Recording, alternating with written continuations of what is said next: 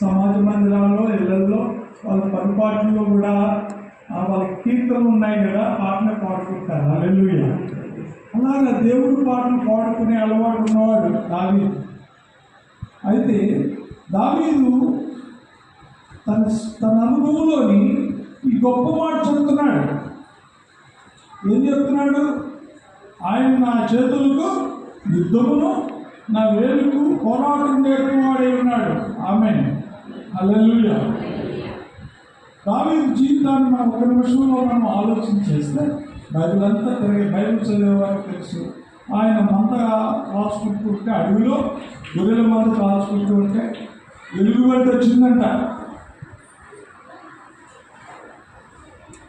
పారిపోయాడా? దావీదు పారిపోయాడా? బైబిల్ తెలిసిన ఎన్నోసార్లు విన్నారు కదా. ఏం చేశాడు?